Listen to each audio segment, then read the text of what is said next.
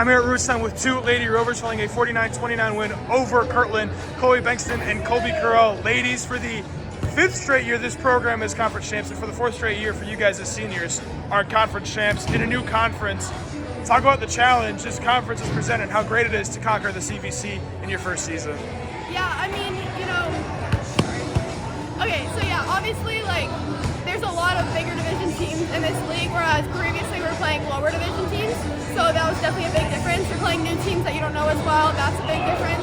Our conference had some good teams in it last year that made it to the Elite Eight, Final Four, but I'm sure this conference has the same kind of talent in it, and we faced some kind of problems at the beginning of the year with 2 early losses, but we were able to fight back from it and show what we can really do.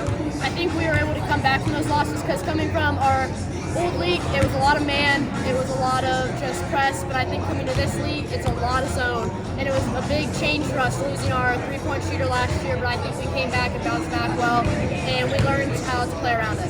You guys mentioned those 2 losses. Since that second conference loss, you guys haven't lost on a 10-game winning streak now.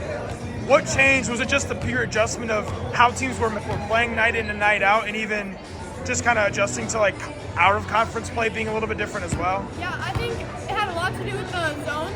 We weren't used to it previously last year. We had a really good shooting team. No one was playing zone against us, and I think that was something we had to work into our offense. We had to find out what worked, what didn't work. We've changed a lot of our plays since that game, and I think we've learned it better from it. Our coach is really great about that, figuring out the quirks of things and how we can score off of it.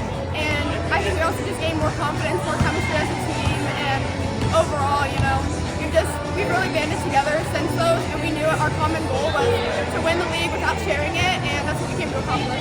Yeah, especially coming in, we knew what we wanted to accomplish at the beginning of the year, and I think our coaching staff is really great. They adjusted, and I feel like coming off of last year, we did play against some zone, but I think losing some of our key people last year, we were really tight, and I feel like it took us a minute to adjust to that.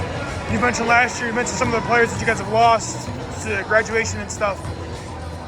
The goal is always be playing meaningful basketball in January and March. You guys are hitting your stride going into February. How excited are you guys for the way I put it to Coach Leonard of potentially another magical March? Obviously, still a long way to get there and a different team from last year to this year, but how excited are you guys to be playing such good basketball right now when it matters most? Yeah, I never knew that going into the season we'd be sitting in the same ranking position we were last year. I don't think a lot of people thought we'd be in the same position, but it was still a lot of hard work last year, even though we were ranked number 1, even though we were favored, and we know what it takes to get there, and we're not afraid to go fight for it, but it's going to happen how it happens, and we take it one game at a time. We're not going to focus on the end goal, we're going to focus on step by step. We don't really focus on what happened last year, because last year is last year. It's a whole different team. Everyone wants to say that, we're playing a state-running team, but that was last year. We accomplished that last year. We have not accomplished anything this year, but we're willing to take the time, and we're willing to put in the effort, even if people don't think we're willing to do it. All right, thank you so much. Congratulations on the win. Thank you.